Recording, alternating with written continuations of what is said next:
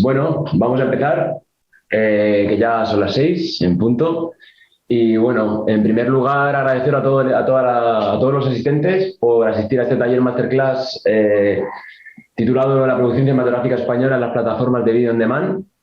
Como sabéis, este tipo de plataformas han tenido un auge considerable a lo largo de estos últimos años y creo que era también muy importante, ¿no?, tratar también un poco esa evolución y bueno, y sobre todo ver cómo ha cambiado, ¿no?, el paradigma de la producción española en estos últimos años. También agradecer a la UCAM, a la Universidad Católica de Murcia, por su increíble apoyo y por su increíble iniciativa, ¿no? La de estas masterclass de diferentes tipos, de diferentes temáticas. En concreto, la cinematografía nunca había estado tan presente como en estos últimos años y pues agradecer sobre todo a Carmen Bermejo, que también ha sido el artífice de todo este proyecto, también a la Facultad de Comunicación por su apoyo desde el primer momento, a Isabel Sarabia en concreto, y también, pues eso, a vosotros por estar aquí con nosotros esta tarde. También comentaros un poquito la estructura de este taller. Básicamente vamos a tener unos 50 minutos de exposición de Jordi Roca Agut y además tendremos luego unos 20-25 minutos para responder todas aquellas preguntas que os vayan surgiendo, ¿vale? Tenéis una pestaña en la parte de abajo inferior que se llama preguntas y respuestas, ¿vale? Utilizad eso mejor que la del chat, ¿vale? Porque ahí yo podré ver también durante la exposición las preguntas que queráis hacer e intentaré que podamos contestarlas todas, pero seguramente, pues eso, utilizando esta plataforma pues va a ser muchísimo más fácil, mucho más ágil, para que al finalizar esta intervención de Jordi pues podamos responderla. Bueno, viendo ya un poquito sobre lo que vamos a hablar, os presento a Jordi Roca, un productor de Murcia, que está trabajando activamente hoy día. Jordi empezó con 21 años aproximadamente, que partió a Madrid para estudiar en la universidad. Y además, durante ese curso, pues ha ido trabajando en varios proyectos, ¿no? Desde que empezó con la película El dictador, de Sacha Baron Cohen, que muchísimos de vosotros conoceréis, ha estado trabajando activamente en el campo de la producción, pasando por diferentes películas. Por ejemplo, podemos hablar de Exodus, de Ridley Scott, de Juego de Tronos, que ya sabéis que ha tenido un rodaje importante durante varias temporadas en España, Blade Runner 2049, de Denis Villeneuve, y entre otras, ¿no? En concreto también la serie de Infiltrado también, de la directora Susan Bier, que seguramente la conoceréis. Y bueno, pues básicamente Jordi ha estado trabajando activamente en Babieca Films durante estos últimos años. Yo tuve la suerte de conocerlo en el Festival de Cannes, en el Marché du Film, que estuvimos ahí desayunando. Y pues básicamente ahora, a día de hoy, Jordi ya empieza su andadura con su nueva productora cinematográfica, Rock and Ruth, con la cual lo que intenta básicamente es seguir esa misma estela que había perseguido con Babieca Films, que es la de crear cine español con mayúsculas y sobre todo con un carácter y una vocación internacional. Y bueno, para lo que no me conozcáis, soy Nabil Ejei, soy responsable de la unidad visual de la UCAM y además soy productor de cine también en Black Mamba Films. Mayormente trabajamos cortometrajes, ahora estamos empezando con largometrajes y pues nada, estamos encantados de estar aquí con vosotros. Así que ya sabéis, cualquier tipo de pregunta o respuesta que queráis tener durante la masterclass, pues podéis hacerlo a través de preguntas y respuestas. Sin más dilación, doy la bienvenida a Jordi. Pues nada, muchas gracias Nabil y a la UCAM por invitarme y un poco nervioso porque nunca he hecho una masterclass, entonces bueno, pues perdonadme, pero digamos va a ser mi primera masterclass. Bueno, pues empiezo, perdón. Si quieres, ¿no? Vale, empiezo. Y empezamos ya directamente con este planteamiento que hemos visto. Perfecto.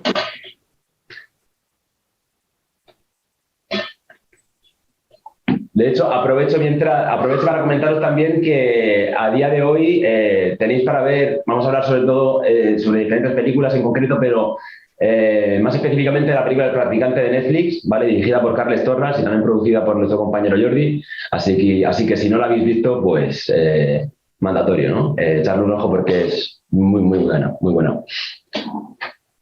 Entonces vamos a ver si compartimos, si vemos ya la presentación compartida, efectivamente. Vale, disculpad, un segundillo. Vale. Ahí está. Bueno, pues en primer lugar, digamos, voy a hablar, digamos, va a ser todo muy general. Seguramente la mayoría ya sepáis de lo que hablo, pero creo que, digamos, como suele decir mi profesor de historia, creo que hay que saber todos los elementos para interrelacionarlos y llegar a los las conclusiones buenas. Y para eso hay que hablar un poco de todo en torno a la industria del cine en España. Y empezando un poco por, digamos, mi figura en este caso, que es la de productor, que mucha gente no termina de entender bien qué es lo que es un productor ejecutivo. Entonces, antes de empezar, quería pues decirlo y bueno, me fui a la RAE y lo define muy bien, que es la persona con responsabilidad financiera y comercial que organiza la realización de una obra cinematográfica. Añado, digamos, que el productor es quien se queda con el derecho de la película. Es el promotor del proyecto, pero es el quien se queda con el derecho a la película y lo que le da derecho a opinar sobre todo. Entonces, después está la figura del productor ejecutivo. ¿Qué es la diferencia entre el productor y el productor ejecutivo?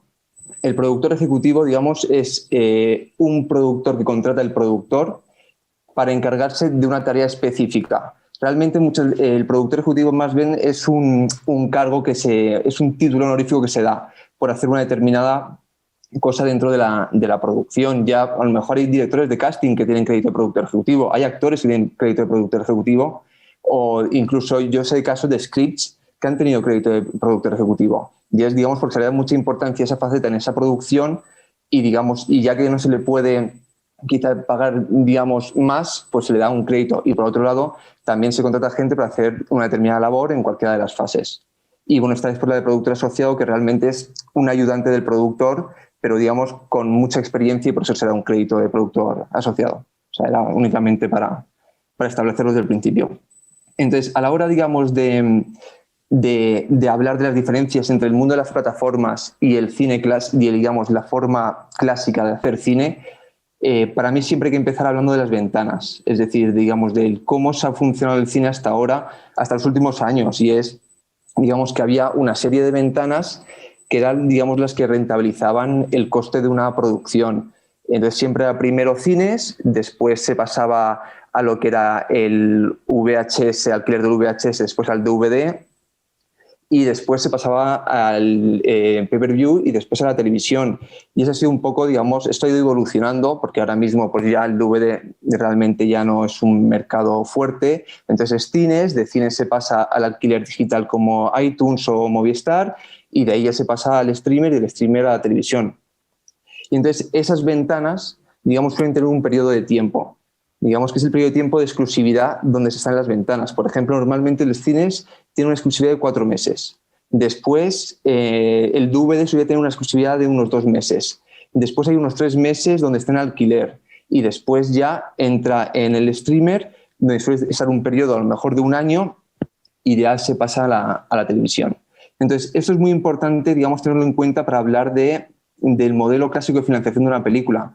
Porque al hablar de una peli o una serie hay que ser claros, estamos hablando de un producto. O sea, esto es una industria y estás haciendo un producto que saques al mercado. Entonces, ¿cómo rentabilizas el coste de ese producto?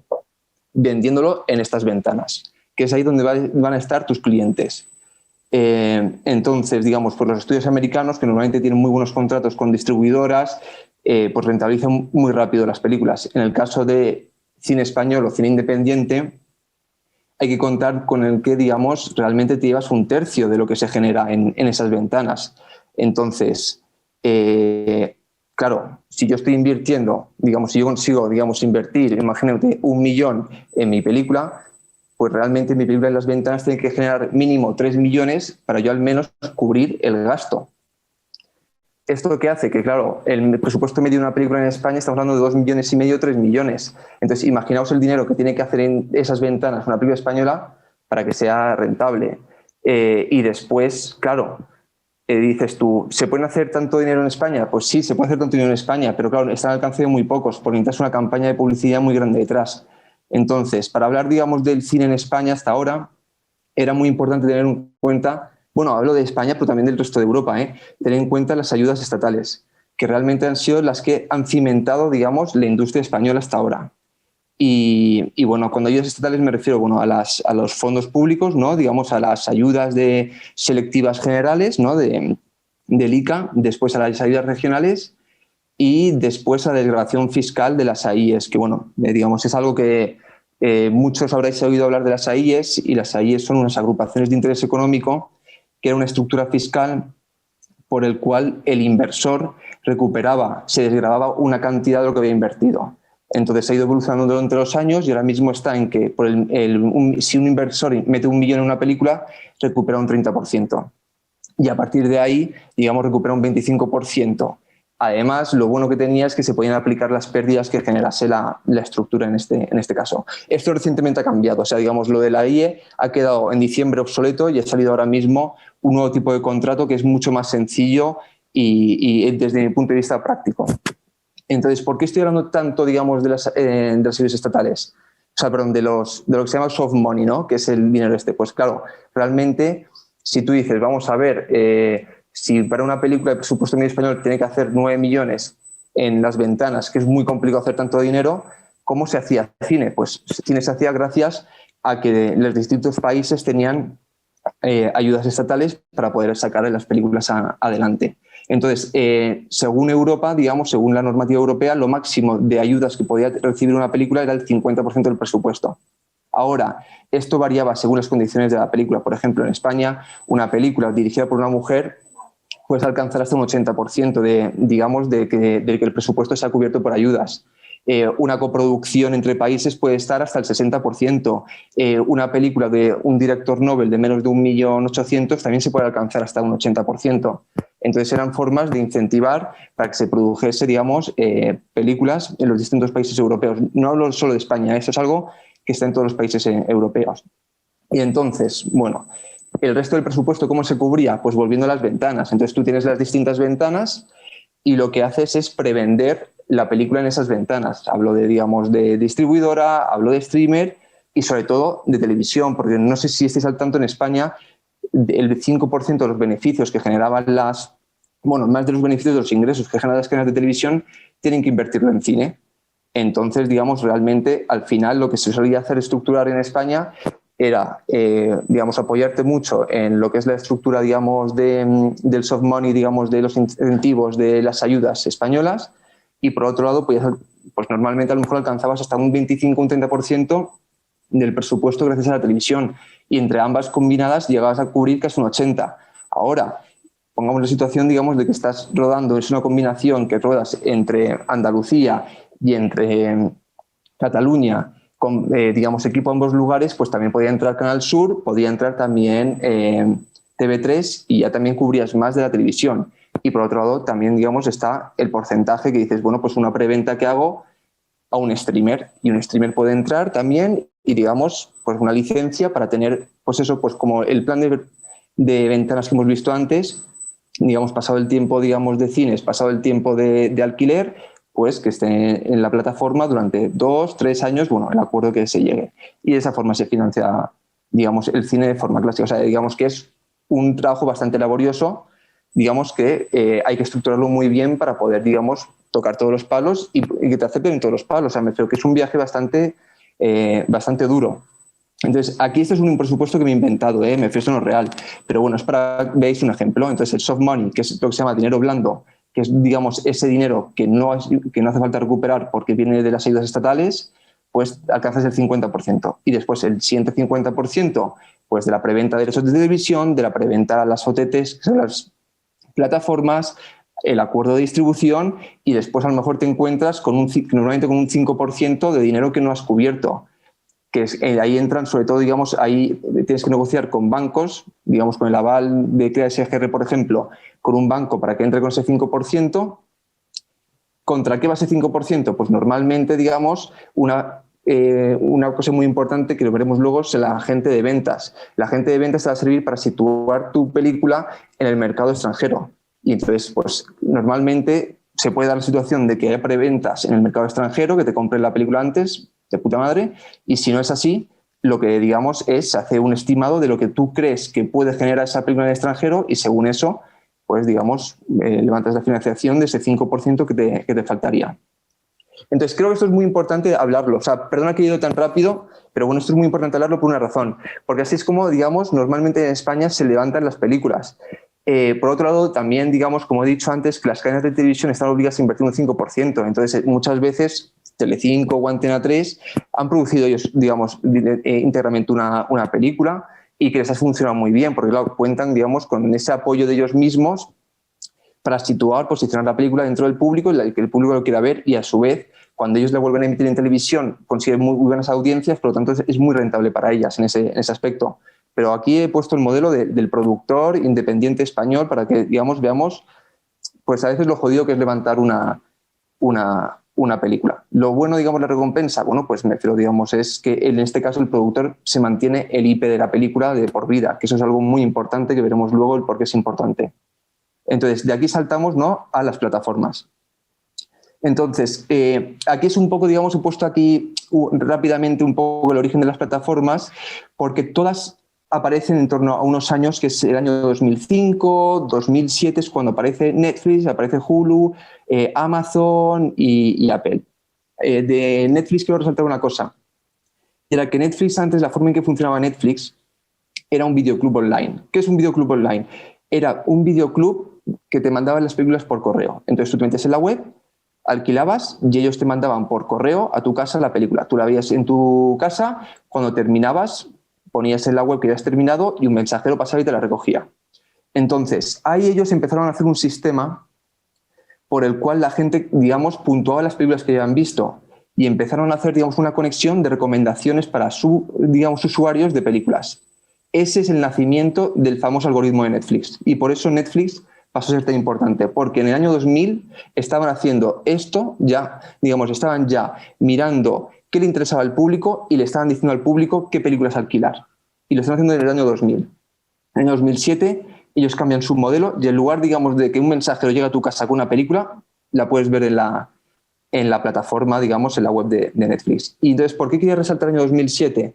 El otro día, digamos, hablando con Nabil, le comentaba que, no sé si ha oído hablar de una película que se llama El Cosmonauta, que, digamos, dentro de la industria del cine tuvo ahí su momento cuando se estrenó en 2013, pero el origen del Cosmonauta eran, digamos, un grupo de chavales de la universidad, justamente la universidad donde yo estudiaba en ese momento, que empezaron a levantar la película en 2006-2007 con la idea, porque en ese momento era muy, digamos, la piratería realmente se estaba comiendo el mercado, entonces ellos llegaron con una idea, que era decir, a ver, la piratería nos está enseñando una cosa, y es que el público ya no quiere pagar por ver películas. Entonces tenemos que hacer una película gratuita. Desde mi punto de vista se equivocaron, porque se ha demostrado que no era así. Pero no el enfoque. Es decir, la piratería en ese momento nos estaba enseñando que es que el público ya no quería ir al cine a ver películas. Es decir, había llegado a Internet, podíamos ver películas en Internet, ¿por qué no estábamos viendo películas de actualidad, películas del momento en nuestra casa? Eso es lo que nos estaba diciendo la piratería en ese momento. Y en Estados Unidos estas plataformas sí que lo supieron leer. Pero no solo en Estados Unidos, sino también en España. En España, digamos, en esas mismas fechas es cuando se empieza, digamos, cuando nace Filmin y Walkie TV, que realmente al mercado no salen hasta 2010, pero ya en 2007 empiezan. Y es la misma razón, porque se estaba mirando, digamos, de que la piratería realmente nos había enseñado que el público decía, no tengo por qué ir a un cine a ver una película, lo puedo ver desde mi casa, desde el sofá de mi casa, desde mi habitación, en un ordenador. Entonces nos estaba enseñando que el público había evolucionado.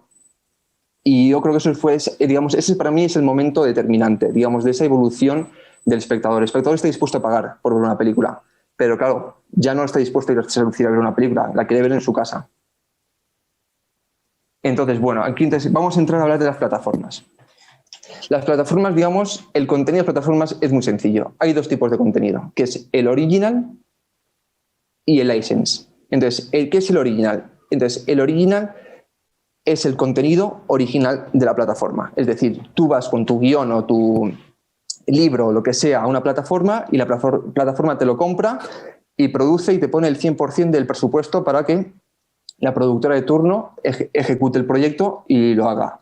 A cambio de, digamos, se le da pues, un beneficio industrial, un porcentaje que negocias con ellos sobre el presupuesto de la película. Y esto está muy bien para el productor, porque el productor está produciendo sin ningún riesgo. Es decir, da igual que la película la vea una persona o la vean 100, digamos, el beneficio para el productor es el mismo.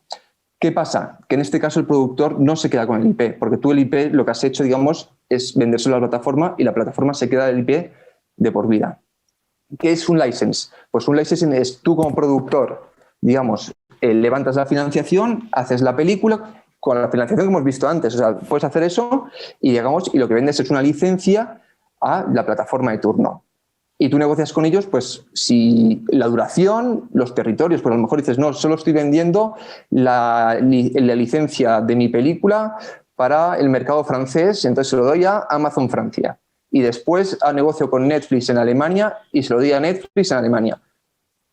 Claro, entonces ahí dirás, pero ahí el riesgo estás asumiendo tú, porque te has levantado la financiación y tú vas país por país vendiendo la licencia o no, llegas a un acuerdo global que también puedes vender, digamos, a nivel global. Entonces, esto, digamos, es un ejemplo, realmente, os voy a decir, digamos, no es un ejemplo real, sino esto, digamos, porque como una cosa que, digamos, le comenté ayer a Nabil y quiero dejar claro, todo lo que estoy haciendo aquí lo he encontrado en Internet. O sea, no puedo hablar, digamos, de mi propia experiencia, sino lo que he hecho ha sido cosas que para que se vean que se pueden hablar de los temas, o sea, que los podéis buscar en Internet porque todo está ahí.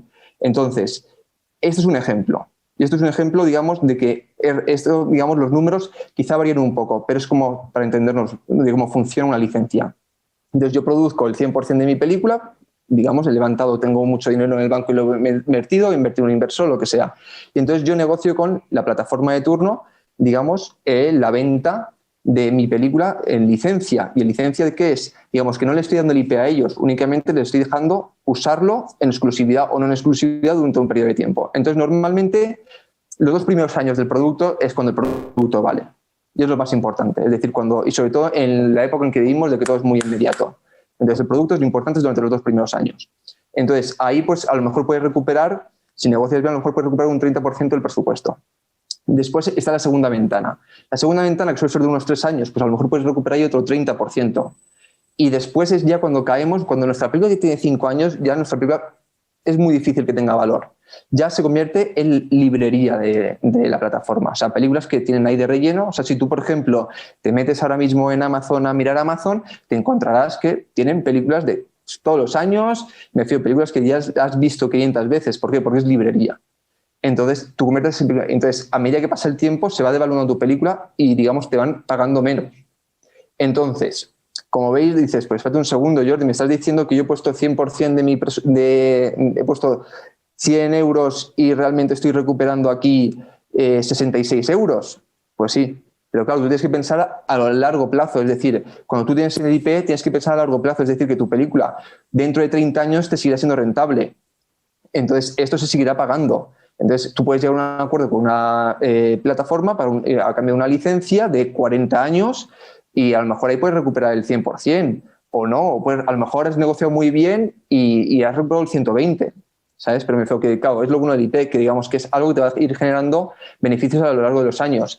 Y cuando tú tienes el IP, puedes llegar a lo mejor una vez que pasan los 2 primeros años, después tú ya puedes, digamos, la pueden estrenar en televisión y recibir dinero de la televisión o de, digamos, pues a lo mejor, por ejemplo, yo voy a decir una cosa, digamos, las plataformas que nosotros tenemos en España no han entrado en China, entonces a lo mejor tú negocias una plataforma, la venta la licencia durante todo el planeta, por todo el planeta, pero después la estrenas en China y sacas rentabilidad china o de pronto hay mercados, digamos, de Europa donde el DVC funcionando muy bien y puedes vender ahí también tu película. Entonces eso es lo bueno, digamos, de mantener el IP, que te permite sacar una rentabilidad mayor. Entonces, pero bueno, esa es la gran diferencia, digamos, entre lo que sería el modelo clásico de financiación y con las plataformas, digamos, con el origen de la plataforma, que ellos te financian al 100%, el productor no corre riesgo, pero el productor no se queda con el IP.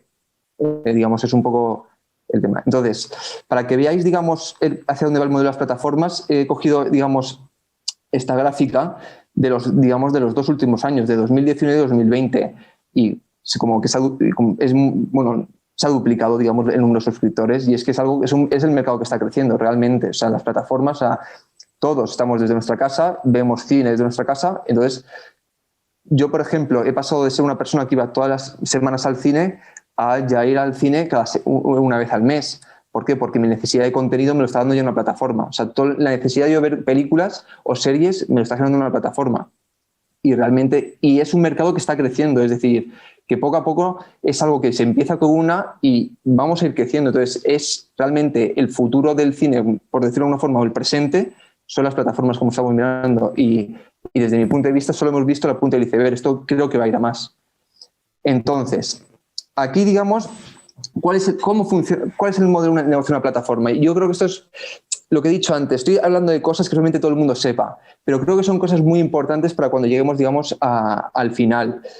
Y las plataformas, a ellos lo que les atrae no es que la gente vea tu película, o sea, no les da igual cuánta gente ha visto tu película. A ellos lo importante, digamos, realmente, donde está la rentabilidad es el número de suscriptores, mantener a los suscriptores, que los suscriptores vayan creciendo. Entonces se ha demostrado una cosa, digamos, sobre todo con esta guerra que ha habido recientemente entre HBO Max y Disney, que son las pelis evento. Se han dado cuenta, digamos, de que realmente lo que te hace que los suscriptores se metan en tu, digamos, se suscriban a tu plataforma son las pelis evento. Por ejemplo, fue Hamilton, digamos, como cuando subió Disney, y ha sido Wonder Woman con HBO Max, y Soul, que bueno, aunque aquí la cifra de Soul es baja, pero después en enero creció mucho. Entonces, eso, digamos, realmente se han dado cuenta que están las pelis evento, que es realmente la gran atracción. O sea, lo que te va a traer a los suscriptores son las pelis evento. Es decir, esas películas de las que todo el mundo habla y tienes que estar viéndolas. O sea, lo que antes era, digamos, esas pelis que hacían 200 millones, o sea, 300 en el cine en su primer fin de semana de estreno, ahora son el gran reclamo para las plataformas. Es decir, esas películas, o sea, creo que este fin de semana se estrena la nueva la Liga de la Justicia. Vamos a ver cómo funciona eso, ¿sabes? Porque yo creo que eso es una peli de evento, digamos, de que la gente tiene ganas de ver y la única forma de verla es estar suscrito a HBO Max, entonces se suscribirá a HBO Max. ¿Cuál es el problema de esto? El problema de esto es lo que pasó, digamos, con The Mandalorian. Cuando terminó The Mandalorian, el número de suscriptores de Disney bajó muchísimo. Y es el problema, digamos, de las pelis evento. Porque claro, una vez que has visto la peli, dices, ¿para qué voy a seguir continuando pagando la cantidad? Me doy de baja y ya está. Entonces, ahí que Netflix, que va siempre un paso por delante del resto, ¿qué hace? Pues voy estrenando una peli cada semana. No una peli evento, porque claro, es imposible, digamos, a nivel financiero poder estrenar una peli evento cada fin de semana. Pero lo que haces es mantener una continuidad de tal forma que, digamos, yo, desde mi casa, cuando me meto en la plataforma, tenga muchísimo donde elegir, es decir, no me pueda cansar del catálogo de la plataforma, o sea, que tenga 1000 opciones para elegir en todo momento. Y eso es la única forma que tienen de mantener, digamos, a los suscriptores. Es decir, la única forma de no perder a los suscriptores es darles continuamente nuevo contenido, nuevo contenido, nuevo contenido. Aunque no sea contenido, digamos, de películas de 100 millones, o sea, un contenido más pequeño, pero contenido, que tengan contenido. Y entonces, el resultado de esto es que la industria ahora mismo digamos, está disparando. O sea, la cantidad de trabajo que hay ahora mismo, yo, por ejemplo, cuando empecé en esto hace 10 años, meter un pie en un rodaje era imposible. O sea, muy difícil. O sea, muy, muy difícil, digamos, meter el primer pie. Y ya el segundo pie, ni os cuento. Pero mirad, digamos, las cifras, esto es de la comunidad, esto es de la ciudad de Madrid, ¿eh? No hablo de la Comunidad de Madrid, no hablo de España, esto es de la ciudad de Madrid en 2019. Digamos, las barras verdes son el año 2019 y las barras grises son el año 2017. O sea, mirad la diferencia de, por ejemplo, Netflix, que solo está haciendo 2 series en la ciudad de Madrid. En 2017, en 2019 hizo 15. Movistar pasó a hacer 3 a 11. A3 Media, 2 a 10. O sea, no solo afecta, digamos, esto a las plataformas, sino al resto. Claro, porque también están ellos, digamos, por ejemplo, A3 Media produce para el canal Antena 3, pero después la revende a una plataforma. Entonces, también tiene más negocio. Bueno, RTV, digamos, bueno, no perdió. Mediaset igual se mantuvo. Amazon pasó de no hacer ninguna en 2017 a 5. HBO pasó de no hacer ninguna en 2017 a 3. O sea, digamos que están creando muchísimo trabajo. O sea, digamos, así de entrada, lo bueno que tienen las plataformas ahora mismo para nuestra industria en España es la cantidad de trabajo que hay. O sea, es que ahora mismo dices, voy a rodar una película dentro de 2 meses y ponte las pilas porque no tienes equipo. O sea, yo estoy preparando, digamos, una película para septiembre y estoy llamando a la gente y me está costando hacer equipo. O sea, digamos, para que nos hagamos una cuenta de lo que está suponiendo esto para la industria. O sea, es algo muy bonito. O sea, yo os lo digo, cuando yo hace 10 años estaba estudiando la carrera, me costó una barbaridad, digamos, encontrar mi primer trabajo. O sea, ahora mismo es que es muy sencillo gracias digamos, a las plataformas. Y no solo en España, sino esto es en Estados Unidos. O sea, en 2011 es cuando Netflix empezó a producir. Digamos, y en Estados Unidos se producían al año 266 series. En 2018 se están produciendo en Estados Unidos 495 series. Se está manteniendo, o sea, bueno, para que si no lo veis bien, las 110, digamos, el verde era la televisión básica en Estados Unidos. Pues la televisión básica ha aumentado la producción. Pero aparte de eso, es que mirad cómo ha pasado las plataformas de solo producir 6 series a producir 160. O sea, es que está, digamos, y es eso, es la necesidad, digamos, de contenido nuevo en las plataformas. Y lo bueno para los trabajadores, que nos dedicamos a estos, es que hay muchísimo trabajo y muchísima oportunidad de trabajo. Y lo mismo, y digamos, de cara a los productores, es decir, tenemos muchísima más facilidad de colocar nuestro contenido que lo que sería hace 10 años. O sea, es que es una suerte. El momento que estamos viviendo, la verdad es que para todos es una suerte. Entonces, ya hablo, digamos, de el producto español. Y aquí, digamos, si no lo hacen ya, los libros de historia deberían hablar de La Casa de Papel, porque es para nosotros, para los españoles, digamos, como industria, es lo que lo cambió todo. O sea, digamos, La Casa de Papel es el proyecto que cambió la industria española y se estudiará en los libros de historia. O sea, pero es, digamos, es que lo cambió todo. No sé, digamos, hablar de La Casa de Papel, o sea, podríamos estar años hablando de La Casa de Papel, de cómo lo cambió todo, de cómo una serie pasó, digamos, de tener un 14% de ser en la televisión española a batir récords de audiencia en Netflix, a ser la serie no anglosajona de más éxito en Netflix. Y de cómo, digamos, ese éxito puso, digamos, a las plataformas, dijeron, espérate un segundo, vamos a ver qué se está haciendo en España, por qué de pronto una serie española ha triunfado tanto. Y a partir de ahí la gente se empezó a centrar en España, empezaron a darnos oportunidades. Y eso, por ejemplo, cuando la tercera temporada de La Casa de Papel se estrenó, en su primera semana lo vieron 34 millones de usuarios. O sea, un éxito. Después apareció El Hoyo. El Hoyo, que era una película, digamos, que había tenido muy buen recorrido en festivales, pero que las salas de cine españolas realmente no haya tenido impacto. Cuando llegó a Netflix, se convirtió en la película más popular en Estados Unidos. Fue la película no americana más popular el año pasado en las plataformas. O sea, fue un bombazo El Hoyo. Por lo mismo, digamos, de decir cómo el contenido español, gracias a las plataformas, está alcanzando una dimensión y un alcance muy grande. Hemos pasado al principio, cuando estaba hablando de las ventanas, digamos, he pasado de lo complicado que era cuando una película española salía al mercado, lo complicado que era, digamos, rentabilizar un presupuesto de 2,5 millones y para eso tenías que alcanzar, pues claro, pero cuando llegas a una plataforma como en este caso Netflix, El Hoyo, digamos, no está aquí la cifra, pero El Hoyo alcanzó 50 millones de usuarios. O sea, una película, digamos, que en España no había hecho ni 1 millón de euros, cuando llegó a Netflix lo vieron 50 millones de usuarios. Y dices, ya, pero claro, no se está rentabilizando en dinero. Pero una cosa creo que es muy importante, y al menos sobre todo para los directores, yo siempre digo, digamos, que cuando alguien cuenta una historia, es tan importante el que la cuenta como el que la oye. Porque si no tienes quien la oye, tu historia no existe. Pues, digamos, las plataformas nos están dando mucha gente que escuchar nuestras historias. Y eso es muy importante. Y después, bueno, más recientemente ha sido la película española Bajo Cero, que se publicaron los números el otro día y la hayan visto 46 millones de hogares. O sea, que es que ya La Casa de Papel, digamos, es una peli. No, ya es una serie española que ha alcanzado mucho éxito. No, ahora esto ya es el éxito, digamos. Es decir, ya sabemos que el producto español en las plataformas tiene alcance, que la gente, digamos, ya de fuera no dice una película europea, española. No, tienen interés.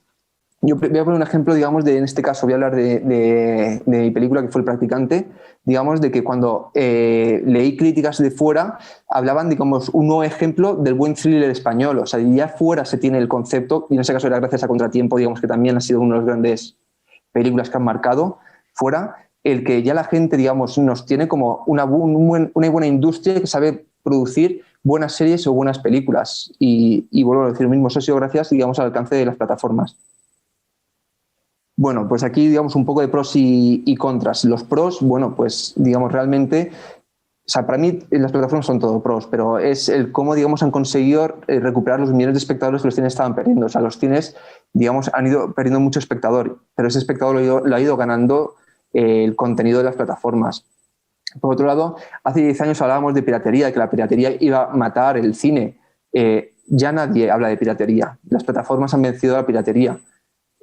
Después, lo que estaba comentando antes, han favorecido la expansión de pelis y series españolas. Si hace 5 años nos hablaban de que una serie española lo verían 34 millones de usuarios, que una película española lo verían 50 millones de usuarios, nadie se hubiese creído. O sea, nadie, porque son cifras que solo hacían Perdidos, o solo hacía Juego de Tronos, o solo hacían las películas de Marvel. Pero ahora mismo nosotros, digamos, con nuestras películas españolas, estamos alcanzando esos espectadores. Y después está siendo el motor, digamos, de empleo en el sector audiovisual en España y, bueno, y a nivel mundial. y haces, como yo como productor, pues poder trabajar con una plataforma, realmente estás produciendo sin riesgo para ti, o sea, que eso ya es un lujo.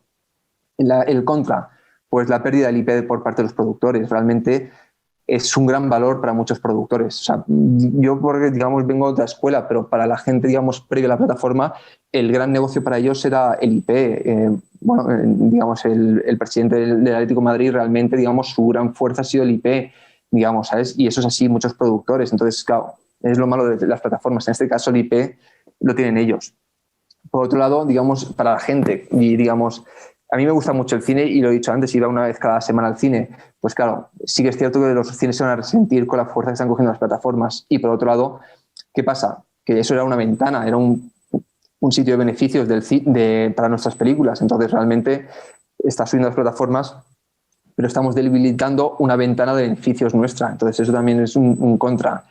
Y después, volvemos a lo mismo, hay tanto contenido en una plataforma, o sea, lo que ponía Netflix estrena una película cada mes, o sea, cada semana. Entonces, que tu contenido se posicione es complicado. O sea, es, digamos, crear esa peli la que todo el mundo hable, y eso es complicado. Pero bueno, se puede hacer, pero es más complejo que antes. Y después, de un punto de vista, claro, realmente hay cierta opacidad con las plataformas. O sea, tú no sabes, o sea, el del cine sabías cuánta gente había visto cualquier película. No es el caso de las plataformas. Entonces, para un productor que está desarrollando un proyecto, que lo quiere vender, no sé qué, encaja, no encaja, claro, vas con más opacidad, no sabes si tu producto lo puedes comparar con cifras de otras películas que se hayan funcionado, porque no lo sabes si han funcionado o no han funcionado. O sea, eso es un poco, creo que, la contra. Y bueno, y ahora, digamos, voy a hablar de mi caso. Mi background, como ha dicho antes Nabil, yo venía del service, solo había trabajado en producciones internacionales. Y bueno, y en 2019, junto a un socio mío, digamos, que trabajaba también conmigo en Babieca, nos sale la oportunidad de producir el Practicante. ¿Y a nosotros cómo nos llega el Practicante? Pues creo que, y el Practicante es un buen ejemplo para que veamos, digamos, los beneficios que eso puede ser una plataforma. El Practicante era una película que había sido rechazada por todo el mundo. O sea, cuando digo rechazada por todo el mundo, es una película que lo había rechazado todo el mundo. O sea, lo habían movido por todos lados el director y todo el mundo le había dado la espalda. En este caso, digamos, mi socio Miguel Ruz, que fue, digamos, con el que estuvo en contacto con el director, yo desde el principio vi la fuerza que tenía. Yo, por ejemplo, yo vi y dije, no entiendo, digamos, lo que estás viendo tú en esa peli. Y él dijo, sí, esta peli, esto es potente. Lo presentamos en abril de 2019 a Netflix y en junio nos dijo que le gustaba la película y en septiembre estábamos rodando. O sea, para que veáis, una película que en marzo de 2019, digamos, iba a caerse a la basura porque nadie, digamos, tenía interés. Gracias a Netflix, en septiembre de 2019 estábamos rodando. Y la verdad es que trabajar, ya hablo desde mi punto de vista, digamos, fue un lujo porque, digamos, a nivel creativo te dan total libertad, o sea, nos dieron total libertad a nivel creativo. No solo eso, sino, digamos, que se involucraban mucho y apoyaban mucho ellos esa creatividad, digamos, que tenía el director, digamos, pues le apoyaban para que, digamos, pudiese sacar todo adelante. Nosotros nos tocó la pandemia de por medio y fueron una gran ayuda para poder ayudarnos a terminar la película. Y bueno, y la película se estrenó el 16 de septiembre de 2020. Y vuelvo a decir lo mismo, es una película que le había rechazado todo el mundo. Todo el mundo, nadie quería saber nada de esta peli, y Netflix apostó por ella. Y cuando se estrena, digamos, pasa a ser la película más popular en 27 países del mundo. Pero cuando hablo de 27 países del mundo, no hablo, digamos, solo de los países hispanohablantes o los países donde Mario Casas en este caso tiene mucho impacto. No, hablo a nivel global. O sea, estábamos hablando que fue número 1 en Marruecos, número 1 en Arabia Saudí, número 1 en Argentina, número 1 en Uruguay, número 1 en Francia, y bueno, y ya de número 2, pues en Brasil, en México, en Alemania, en Italia, y en la India, y en Turquía. O sea, digamos, es de pronto esta película, digamos, que era una película pequeña, que nadie quiso en su momento, un año después, digamos, pues estaba, digamos, era número 1 de la película más popular en 27 países, y la segunda película más popular en otros tantos países. Era número 4 en Estados Unidos, número 4 en la India. O sea, digamos que, y al final del año global estaba en el top 10 de las películas más populares extranjeras en Estados Unidos. Y una cosa, digamos, que publicó Netflix en diciembre, que estaban muy orgullosos es que, digamos, de los 20 títulos que habían alcanzado más top 10 a nivel global del planeta, de esos 20 títulos, 5 eran españoles, incluido El Practicante. Eran El Hoyo, La Casa de Papel, Élite, El Practicante y la serie Toy Boy. Me refiero, era, joder, por lo mismo. Esta es una película, digamos, que sudamos, porque, digamos, lo había rechazado todo el mundo, o sea, realmente, y Netflix supo ver eso, dice, no, aquí hay algo. Y eso, y mirad cómo se situó y mirad cómo lo que alcanzó. Y, por ejemplo, para mí un buen parámetro, digamos, si algo funciona o no, es IMDb, porque es donde la gente, digamos, cuando tú ves algo, vas a IMDb. Y la película, digamos, llegó a estar en el puesto 70 de IMDb, ¿sabes? Digamos que, por ejemplo, bueno, El Hoyo llegó a ser número 1, La Casa de Papel llegó a ser número 1, pero, joder, que nuestra película, digamos, una película pequeña que ocurre todo dentro de un apartamento, de pronto era el 7º título más buscado en IMDb, ¿sabes? Decir, joder, hostias, ¿sabes? Pero esto es fuerte. Entonces, bueno, pues ya aquí ya me voy, entonces ya voy a hablar desde digamos, esto ya es mi opinión personal, digamos, a la hora de desarrollar un proyecto. De entrada, digamos, creo que una cosa muy importante, y yo es algo que, digamos, que siempre con amigos míos que son directores o guionistas o que siempre hablamos, es de que el concepto tiene que ser atrayente. Es decir, digamos, de que el concepto tiene que ser atrayente. Si el concepto no es atrayente, no tienes nada. O sea, da igual cómo se desarrolla el guión, lo importante es que el concepto sea potente, porque después ya desarrollas el guión, pero si partes de un concepto que no es potente, no tienes nada. Entonces, para mí, digamos, siempre hay que tener muy claro, digamos, y es algo que ahora con mi socio Miguel siempre hablamos, cuando nos metemos a desarrollar un producto tenemos que tener las cosas muy claras de qué es lo especial que tiene esto, es decir, qué es lo que le hace diferente al resto, porque esto, cuando yo lo cuente a alguien va a decir, hostias, espérate, tienes que tenerlo claro, es que si no, porque si no, no vas a llamar la atención, o sea, es decir, es muy importante decir qué es lo que hace especial a este proyecto. Después, ¿cuál es el target? O sea, una cosa que comete mucha gente un error es que una película es muy difícil que vaya para todos los públicos. Es decir, Ocho apellidos vascos, por ejemplo, que es la película más taquillera en España, sí que es un target muy amplio. La puede disfrutar un chaval de 12 años como una señora de 60 años.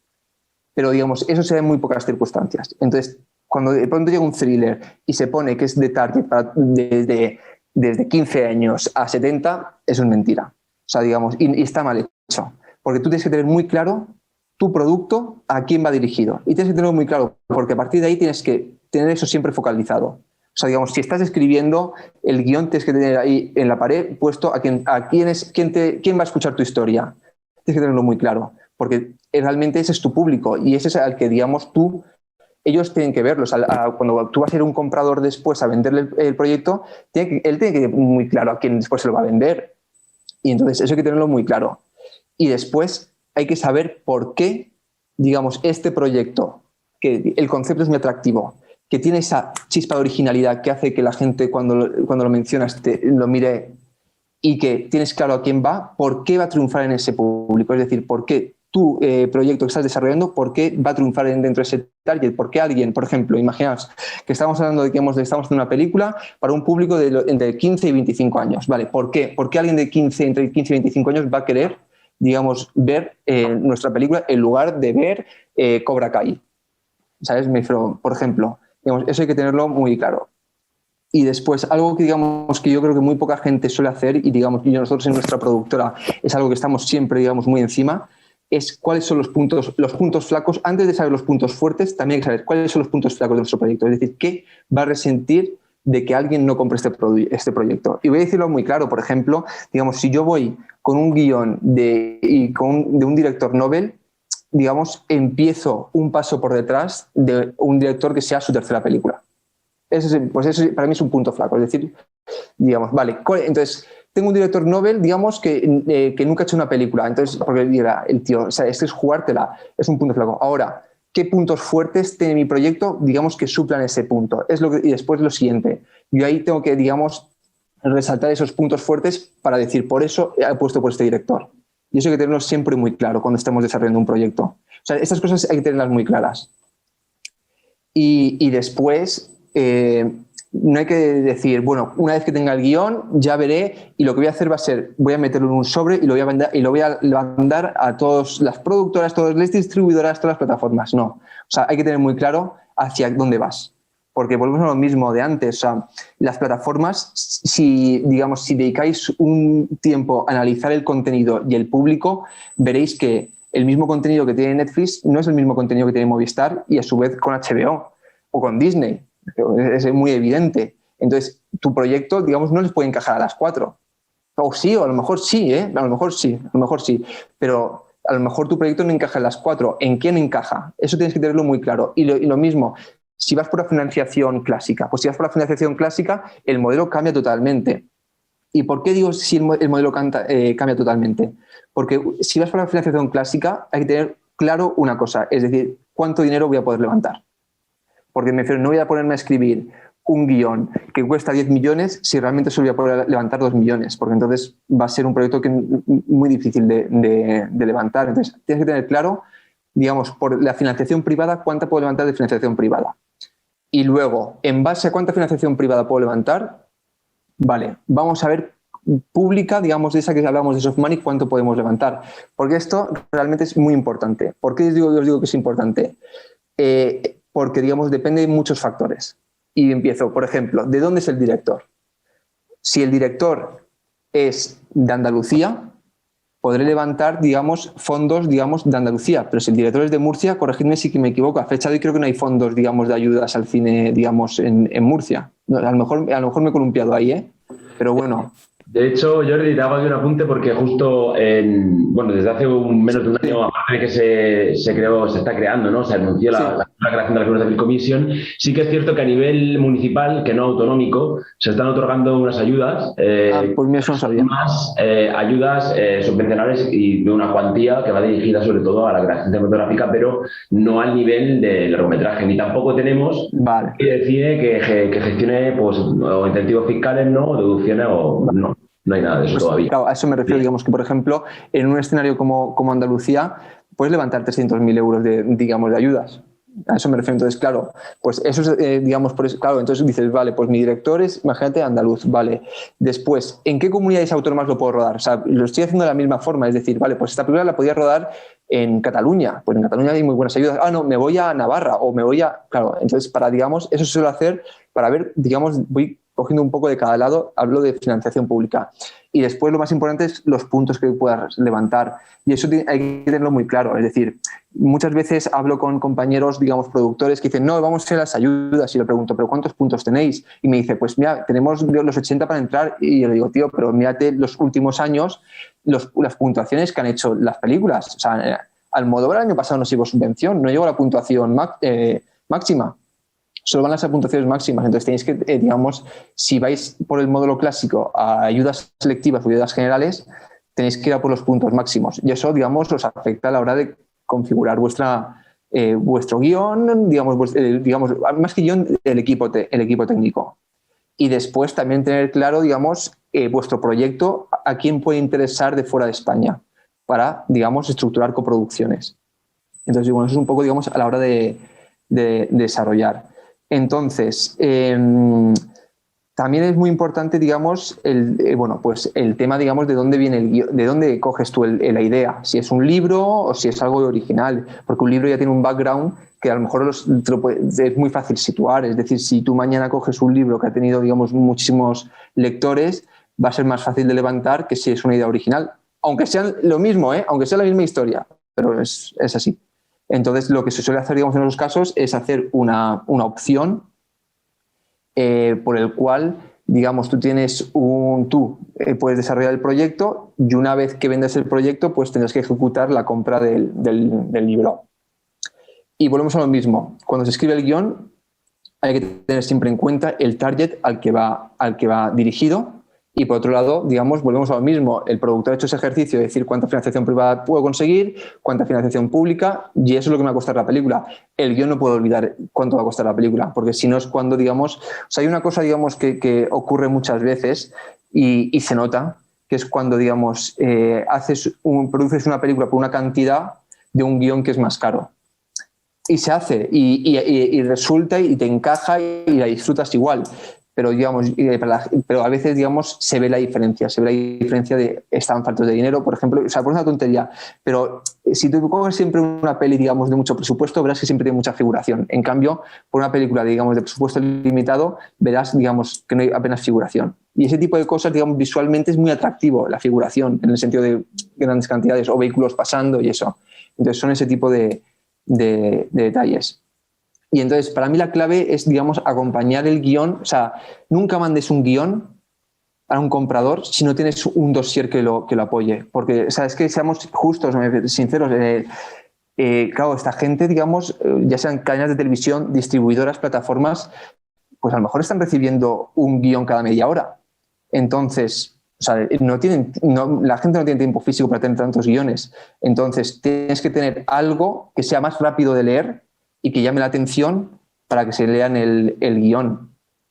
Entonces, realmente, digamos, para mí un dossier o una biblia del proyecto, como lo que se quiera llamar, tiene que ser algo que digamos, que realmente estimule al comprador para decir, voy a dedicarle 2 horas de mi tiempo a leer este guión. Básicamente es eso. Y después tienes que, digamos, complementar a nivel visual, porque un guión a nivel visual realmente lo que suelen decir es que un guión tiene que ser muy rápido, muy fácil de leer, o sea, no entrar en descripciones, porque si no te aburres, o sea, tiene que ser pim, pam, pim, pam, pim, pam. Entonces, claro, a nivel visual te lo tiene que dar el dossier, entonces el dossier tiene que decir, hostia, vale, ya sé por dónde va a ir este tío. O no, o decir, joder, visualmente la propuesta de este tío o de esta mujer es potente, ¿sabes? Me refiero que, digamos, que creo que por eso es importante el dossier. Y después es muy importante el dossier, digamos, que quede claro los puntos fuertes. Volvemos a lo mismo, digamos, es decir, pues saber a qué target vas dirigido y cómo va a entrar en ese target. Es decir, si yo, por ejemplo, y voy a poner un ejemplo, digamos, donde estoy ahora mismo desarrollando un proyecto, y es de un director Nobel, pero yo sé los puntos fuertes que él tiene. Yo sé, digamos, este tío, y lo hablo siempre con mi socio, ¿cuáles son los puntos fuertes? Los tenemos muy claros.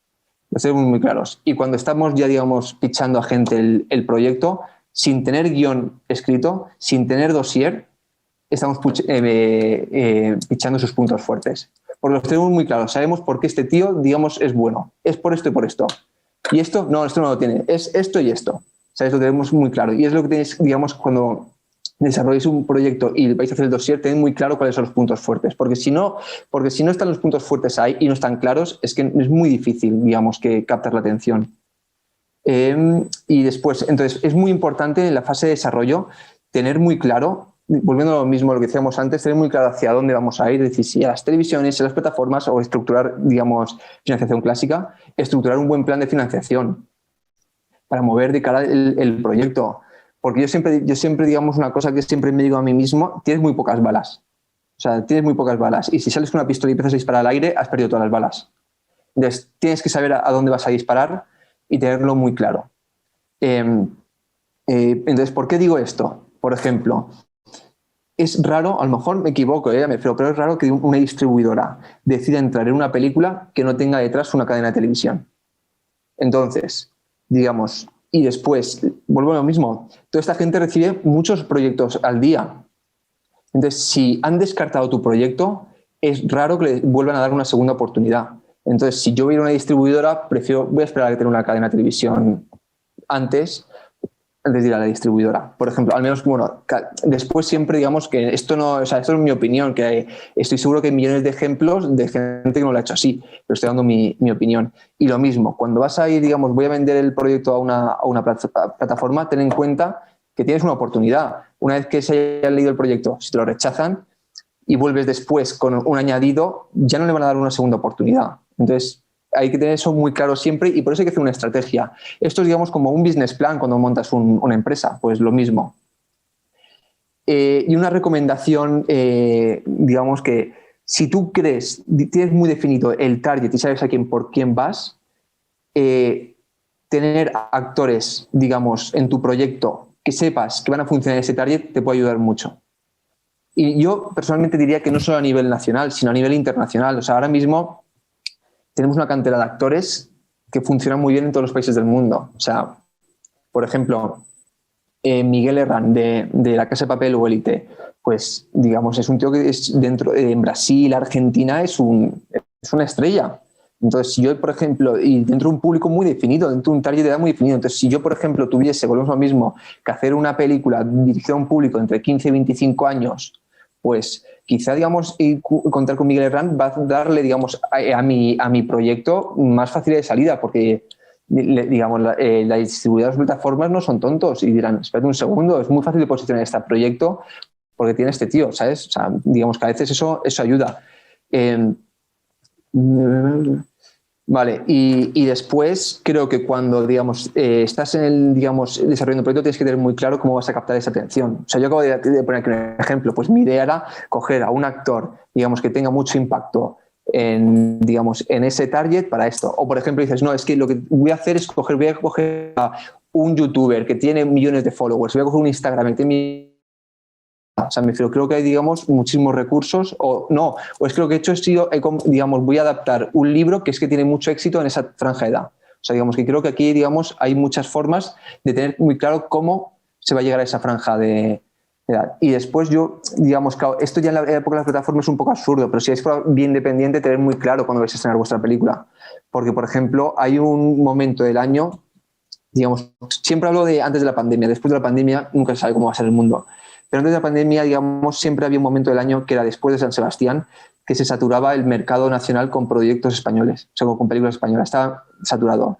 Entonces, era un buen momento para las películas que hacían carrera de cara a los Goya. Pero si tu película no encaja en eso, no es un buen momento para estrenar. O sea, pongo un ejemplo, digamos, Malasaña 32. Malasaña 32 es una película que dices tú, ¿y por qué esa película se estrenó en Halloween? Y dices, claro, pues si se estrena en Halloween, iba a tener que competir en taquilla con todas las películas españolas que van a los Goya. Entonces, ¿cuándo se estrenó? Se estrenó después de la temporada de premios. Malasaña 32 se estrenó a finales de febrero, después de la temporada de premios, y fue un éxito.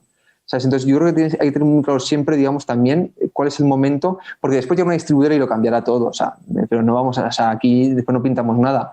Pero yo creo que, digamos, puede ayudar.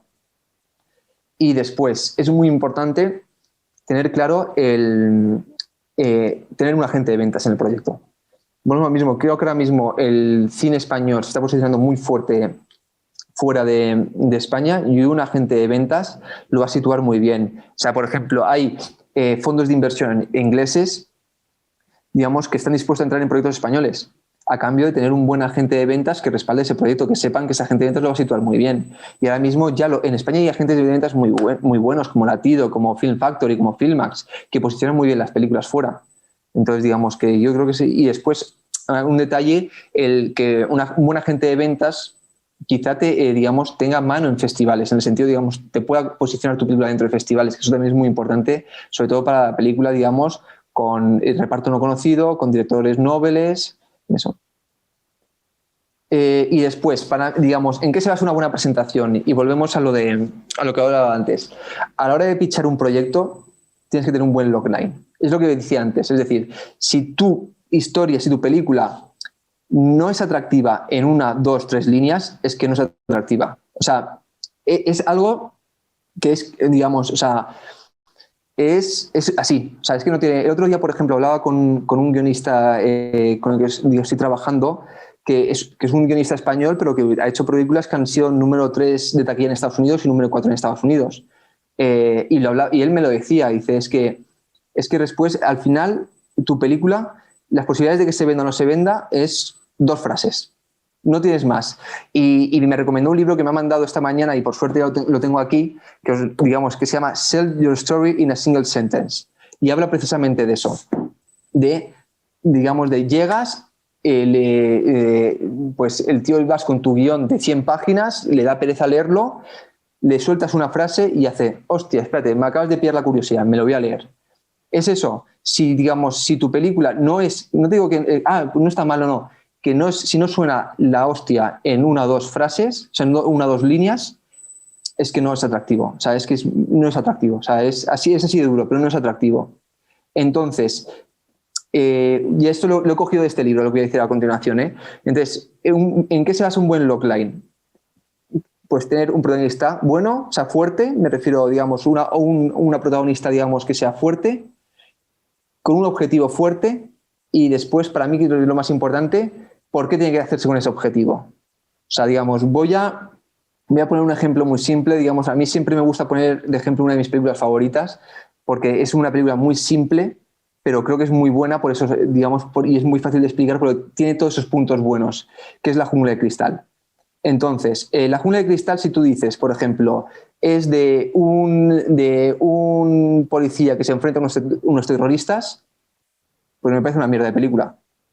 Ahora, pero si vas diciendo que es un policía que tiene, digamos, que enfrentarse a los terroristas que tienen secuestrado el edificio donde trabaja su mujer, acaba de adquirir la película otro sentido. ¿Por qué? Porque antes era un tío, un policía que se enfrentaba a unos terroristas, punto, no tenía más. O sea, era una película de Steven Seagal. Lo otro es, si nuestro héroe falla, su mujer muere. Entonces hay un vínculo emocional muy fuerte. Entonces ya acaba de cambiar la película. O sea, la película ya tiene otro sentido. Y como veis, no ha cambiado absolutamente. Es muy poco el cambio que ha habido antes, pero se nota la diferencia. Entonces, he puesto este ejemplo. Digamos, sé que a lo mejor no es una película que guste a todo el mundo, pero es muy fácil, digamos, hablar de estas cosas con una película como La jungla de cristal porque es muy simple a nivel de estructura. Y después, un pitch tiene que ser claro. Es lo que te digo. En 3 líneas lo has tenido que vender.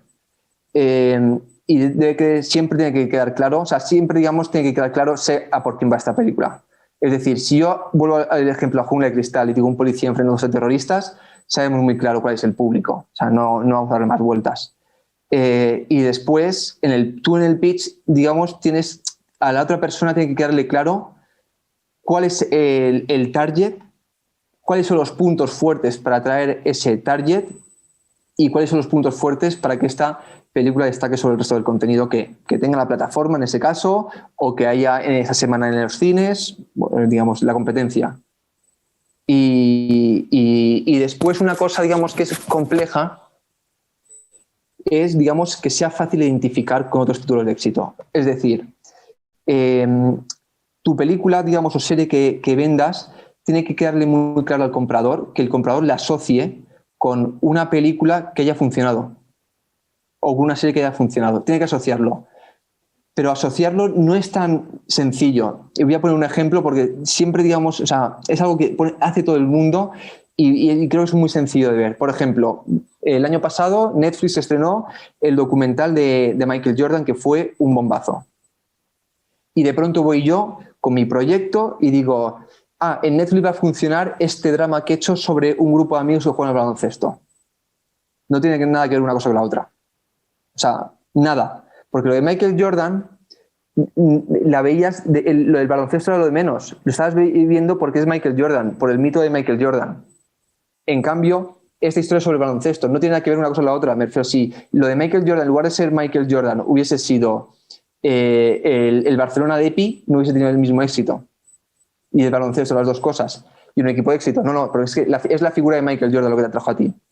En cambio, por ejemplo, ahora HBO Max está haciendo una serie de ficción sobre, digamos, el Showtime de Los Ángeles Lakers. Pues bueno, pues eso sí que tendría sentido. Es decir, yo tengo esto y ya sí tendría sentido asociarlo, digamos, al éxito de la serie documental de Michael Jordan. Pero mi peli, digamos, sobre un grupo de amigos que juegan al baloncesto, no. Tendría más sentido asociarlo, por ejemplo, a, digamos, días de fútbol. O sea, por poner aquí un ejemplo así que se me ha ocurrido ahora rápido. Entonces tienes que tener muy claro cuando asocias algo. Entonces, si por ejemplo yo tengo una película de fútbol sobre, digamos, un equipo de tercera división de fútbol y me voy a Amazon porque Amazon ha producido el Manchester City y el Sergio Ramos, no tiene nada que ver porque realmente la gente que ha visto esos programas lo ha visto por la figura de Sergio Ramos, por la figura de Pep Guardiola. No porque hable de fútbol. Y cuando alguien ve un documental sobre fútbol, pongo este ejemplo, ve porque le gusta el fútbol, pero le gusta el fútbol a nivel del mito, ¿sabes? A nivel, digamos, de tus ídolos, no a nivel, digamos, de la historia personal de unos personajes con el fútbol.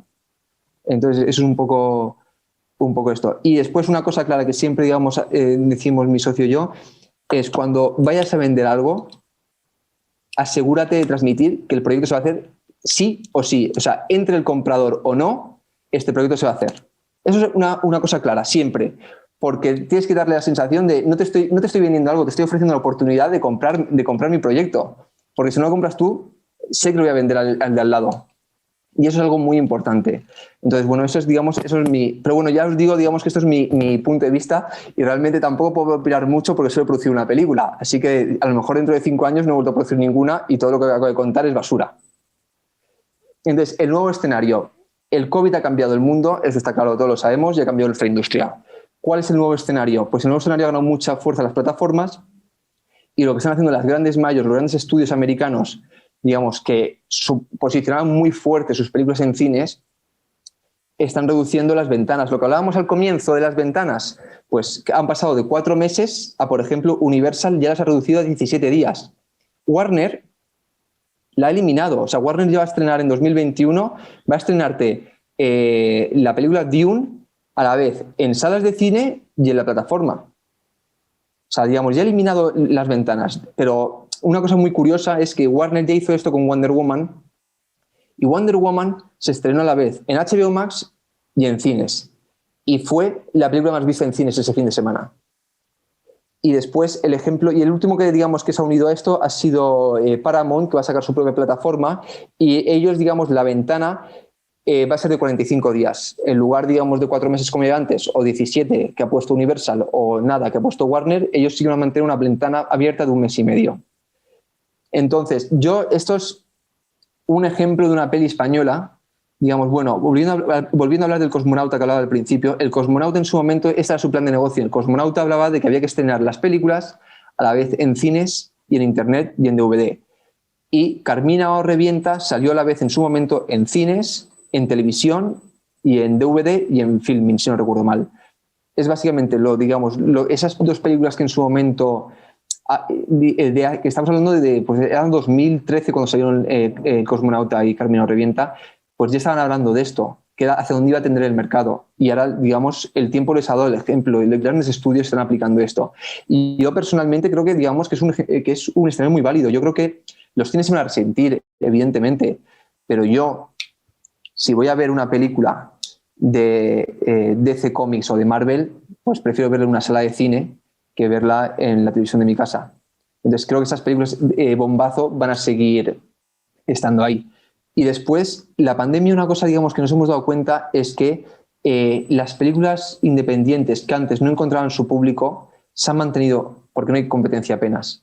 Entonces, esto es lo que va a pasar. Los grandes estrenos van a ser bombazos de poca duración en salas, porque rápidamente ya las vas a poder ver en la plataforma y la gente, digamos, que no tenga interés en ver esa película en cines no la va a ver. Esperar a la plataforma directamente para verla. Entonces yo creo que esto lo que va a permitir es que las películas independientes tengan más recorrido en salas. Ahora sí que creo que los cines, digamos, se van a resentir mucho y van a desaparecer muchos cines. Yo creo que eso es un poco lo malo. Y después, bueno, creo que en España está claro, digamos, de que cómo está subiendo el número de suscripciones a la plataforma. A todas las plataformas es brutal, y aquí es un ejemplo de lo que se publicó el otro día. Digamos, en 2020 estamos hablando que en total en España hay 9.753.000 personas suscritas. En 2025 estamos hablando de 17 millones. Y bueno, no he encontrado gráficos, digamos, que respalden lo que voy a decir ahora mismo, pero bueno, siguiendo un poco la estela de La Casa de Papel, de Élite, del Hoyo, del Practicante, de Bajo Cero, pues creo, digamos, que el contenido español, o sea, y vamos a verlo este fin de semana cuando se estrene la nueva serie de Alex Pina, Sky Rojo, cómo, digamos, el producto español pisa muy fuerte. O sea, salió el otro día, digamos, que después de Estados Unidos, Inglaterra y Japón, el país donde más produce Netflix películas es España. Entonces, digamos, yo creo que eso va a seguir subiendo. Entonces, bueno, pues yo creo que eso es un poco todo lo que tenía que decir. No tengo mucho más que decir.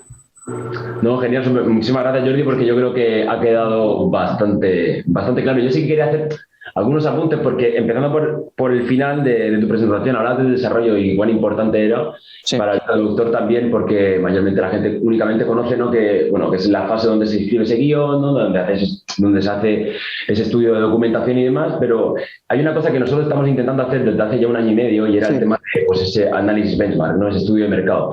Queremos hacer una película, por ejemplo, por decir algo, como has dicho, Wonder Woman, ¿no? Y antes de eso tenemos que analizar, ¿no? ¿Qué otras películas de superheroínas han triunfado? Claro, ¿Dónde se han estrenado? ¿Cuántas copias se han estrenado en cada país? ¿Quién las ha comprado en cada país? ¿Quién ha sido su agente de ventas? Y de esa manera también sabemos un poco a la hora de que, claro, el productor también hay un conflicto de interés y que suele pasar, ¿no? El productor y distribuidor, agente de ventas, ¿no? Y muchísimas veces llegan las películas ya o se han movido o se han presentado a ciertos festivales sin contar con esa distribuidora y eso es un follón, ¿no? Ellos necesitan tener también ese control desde el inicio del proyecto y esa estrategia benchmark, ese estudio de mercado de estas películas, que cómo han funcionado y demás, nos da a nosotros la información de a qué target tenemos que ir, de quién es el agente de ventas al que tenemos que ir, cuántas copias hay que negociar con ese distribuidor a lo mejor, ¿no? O cuánto es el importe que tienes que negociar, porque dependiendo del impacto que han tenido esas otras películas es lo que tú puedes utilizar, ¿no? Para poder utilizar esa negociación. Además también el tema de que, bueno, mucha gente especialmente dice, bueno, yo tengo mi película y necesito ir a la televisión, ¿no? Y nos has comentado que la televisión pública suele necesitar, o sea, suele requerir que haya ya un montante económico, ¿no? Un 25 o un 30%.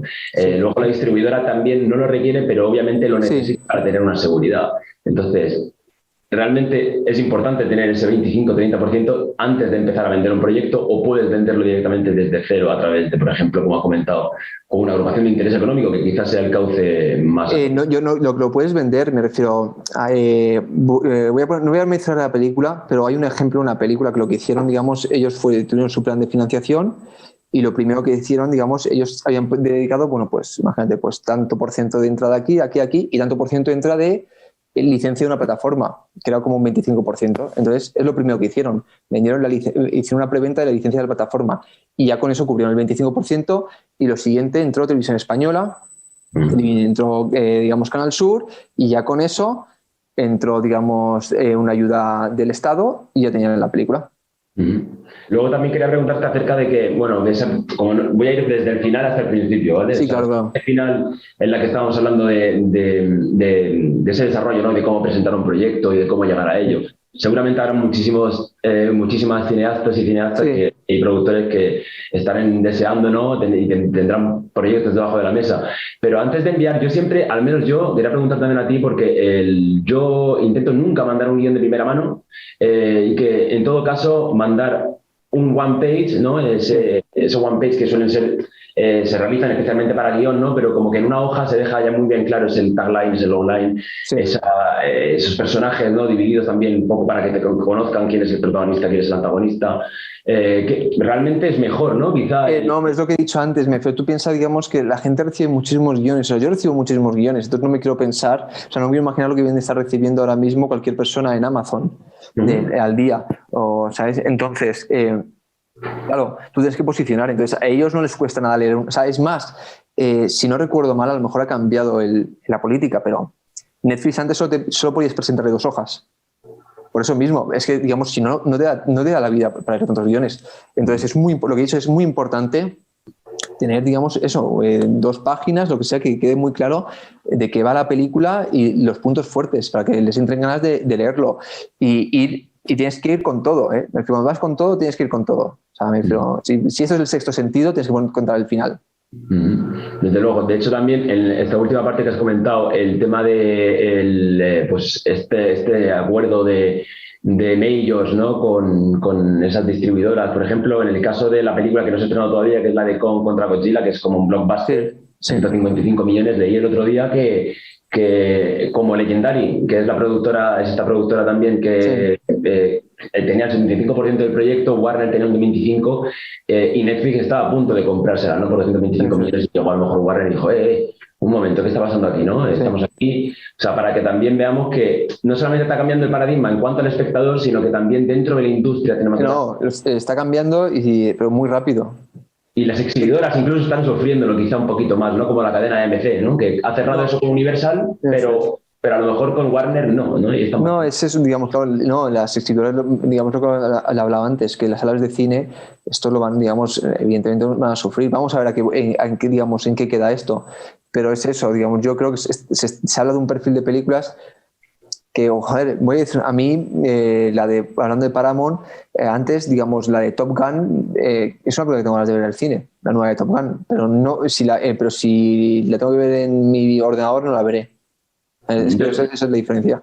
De hecho, es que yo, por ejemplo, la última película que vi en el cine fue Tenet, ¿no? Que también es justamente de Legendary y con Warner. Christopher Nolan se negó, no habían cerrado ese acuerdo, tuvo suerte y aún así pues tuvo una buena recaudación en taquilla a nivel internacional. Ya no es tanto el problema de pongo mi película o no la pongo, es también lo que hablábamos, ¿no? Analizar no solamente tu producto y tu película y tu proyecto, sino también todos los que hay, porque la cartelera, desgraciadamente, en este país la estamos teniendo muy poquitas películas nuevas, pero estamos teniendo algo muy bueno. Y es un poco lo que comentabas también de la propiedad intelectual, que se están reestrenando películas que hacía muchísimos años que no veíamos, ¿no? Por ejemplo, Wong Kar-wai en 2046 se estrenó hace poco, se están remasterizando Apocalypse Now, que también salió con un nuevo corte. Entonces yo también animo un poco a esa gente a que siga asistiendo al cine y que también de alguna manera pues que no perdamos esa costumbre, ¿no? Porque mi temor también como productor y como espectador mayormente es que se pierda, ¿no? Y que a lo largo mi temor es más como espectador, digamos, porque la experiencia de cine es una experiencia de ver una película en pantalla grande. Yo siempre hablo, digamos, de cuando yo vi, cuando se reestrenó Blade Runner y la vi en pantalla grande, que flipé. O sea, digamos, era como si hubiese visto una película totalmente distinta a la que había visto toda mi vida en VHS. Pues pasamos un poquito a las preguntas, que hay algunas muy interesantes que hemos visto por aquí. Voy a empezar nos comenta Miguel Ángel Martínez, ¿cuál crees que es el futuro de las plataformas ante la fragmentación de los usuarios por la aparición de nuevas propuestas como Paramount Plus? Pues yo, a ver, aquí creo que la cosa, digamos, es que es que digamos, yo no soy, digamos, del mundo de las plataformas en ese aspecto, pero es mi opinión. Y es que justamente salió en un reportaje en Antena 3 que hablaban de ello, de cómo, digamos, la gente, digamos, sus hábitos de gasto estaban cambiando. Y entonces estaban cambiando de que nos estábamos gastando más dinero en plataformas. Entonces hablaban de que se podía alcanzar que las personas tuviésemos hasta 4 plataformas. Y eso es lo que va a pasar, yo creo. Digamos, que no es, digamos, que pues que la gente tendrá, en lugar de tener 1 o 2 como tienen ahora, pues tendrán 4 plataformas. Es lo que yo creo que va a tender a pasar. La gente se lo pueda permitir. Y si no, se estarán, pues, digamos, cambiando contraseñas, ese tipo de cosas. O lo que hace mucha gente, pues me suscribo tal mes para verme la serie el mes pasado y el mes que se estrena, la haré de baja y volveré dentro de 3 meses. Yo creo que también va a pasar eso.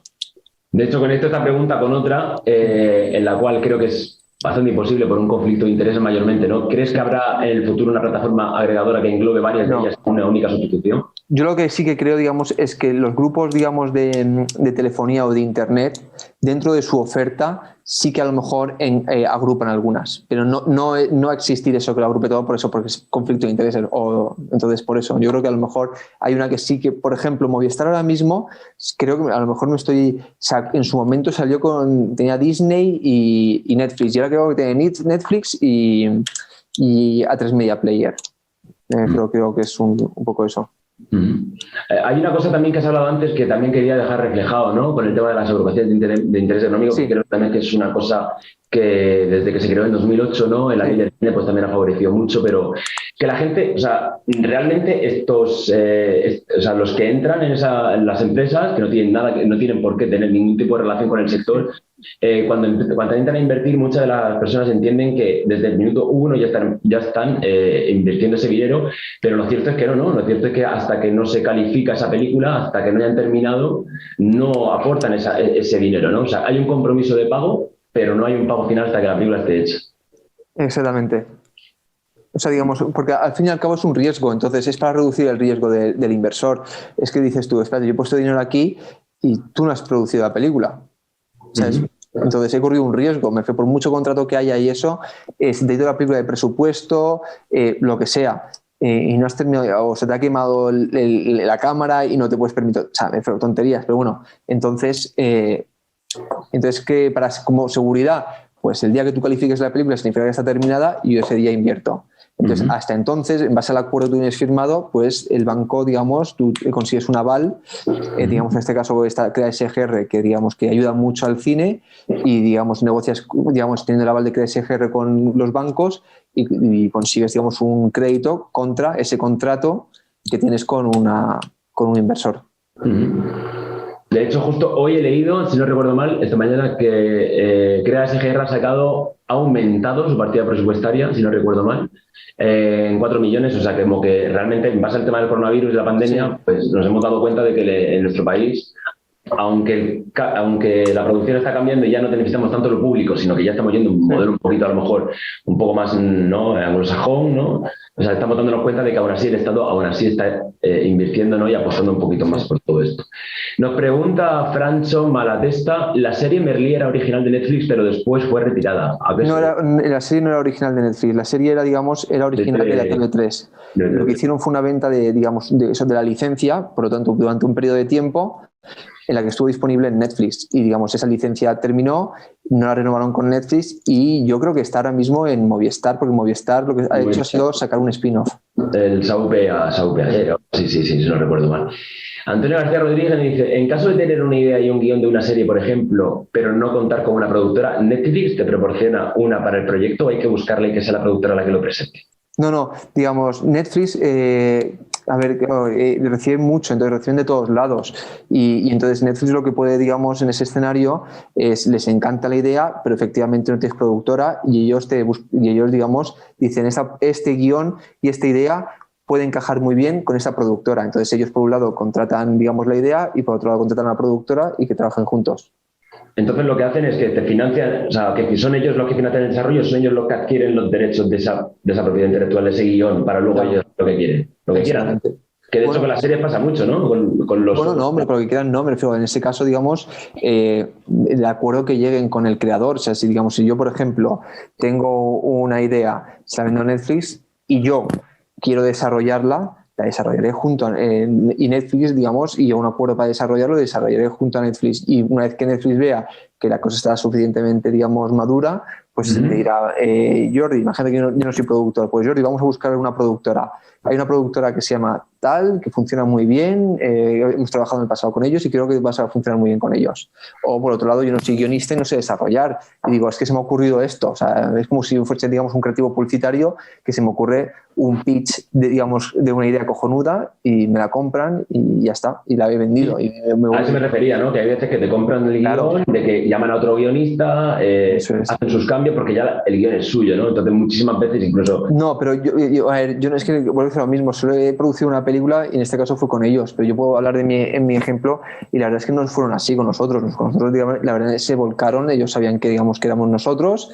Pero no era una licencia lo vuestro, ¿no? Era un original. Era un original, exactamente. Entonces, digamos, se volcaron con nosotros y en plan, no fue en plan, no, ahora voy a traerme a no sé qué. Si nosotros, por ejemplo, decíamos, no, queremos trabajar con este guionista, pues ellos no nos apoyaban, o no, queremos trabajar con nuestros guionistas, ellos te apoyan. O sea, al menos por mi experiencia tengo que decir que la verdad es que fue, digamos, de puta madre, fue un apoyo en todos los aspectos y nos daban libertad para, digamos, trabajar.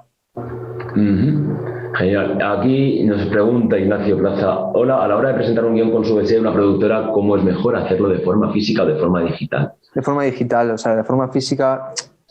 a ver, a mí me gusta mucho leer en papel, no voy a mentir, pero es mejor de forma digital porque ahora mismo me gusta mucho leer en papel, pero ya leo todos los guiones en el iPad y todos los productores van a opinar lo mismo. De hecho, Jordi, corrígeme si me equivoco, pero por lo que yo tengo entendido, por lo que he visto a lo largo de estos últimos años, a no ser que ya, o sea, normal, hay muchísimas productoras, nosotros por ejemplo lo hacemos así, y hay algunas otras que lo que hacen es que antes de enviar un guión, por eso es tan importante, más que presentar ese guión ya de primera, presentar ese one page. Eso es lo que he dicho antes, eso está claro. Página, ¿no? Si yo mismo recibo un guión, lo más probable es que no lo lea, o sea, siendo justos.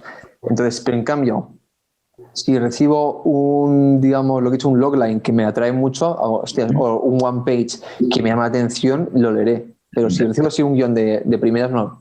Pero como que el protocolo, o sea, hay un protocolo ahí que es la carta de aceptación de lectura, ¿no? Hay muchas productoras que para cubrirse en salud y para cualquier cuestión que pueda surgir, es un mero trámite a nivel real, pero yo sí que recomiendo a cada uno de vosotros que, aunque no, o si no lo facilita la productora, que lo enviéis vosotros, porque va a ser un plus, ¿no? Va a ser como realmente tener unos datos, ¿no? Decir, yo me llamo tanto, tengo DNI tanto, soy el autor de este proyecto, registrada en la propiedad intelectual con este número, ¿no? Y de esa manera también, antes de nada, una vez que yo reciba, o sea, una vez que vosotros recibáis ese documento firmado por la productora, es cuando ya se envía, pero siempre y cuando tiene que haber como una conversación. Yo, Nabil, ahí te voy a corregir, y efectivamente lo que está contando él es lo que se quieren hacer legalmente. Yo, mi recomendación, yo no lo haría. O sea, yo os voy a decir por qué. Porque le estás exigiendo mucho a la otra persona. O sea, lo que tienes que hacerle es, digamos, que la otra persona haga el menos esfuerzo posible. Y si la otra persona tiene que imprimirse el documento, firmarlo y escanearlo, ya seguramente has perdido, digamos. Pero será cuando esa persona haya leído. O sea, yo comentaba esto no de primera, sino cuando ya la productora te ponga ese one page y te dice, oye, estamos interesados en leer esto. Ah, pues genial, vale, FETEN, pues antes de enviarte este guión te tengo que enviar esto, porque tengo que curarme salud de que este documento no va a salir. O sea, es decir, al menos el deseo, por ejemplo, lo hace así, ¿no? Entonces sí es interesante también cubrirse siempre en salud, al menos me gusta a mí cubrirme siempre las espaldas en este tema. Daniel Hernández, teniendo en cuenta la saturación de proyectos, ¿cuál es la mejor vía para presentar un proyecto en una plataforma como Netflix? ¿A puerta fría o a través de algún...? Yo, la verdad es que nosotros, digamos, o sea, voy a decir lo mismo, digamos, realmente solo puedo hablar de mi experiencia con Netflix porque es la única experiencia que he tenido.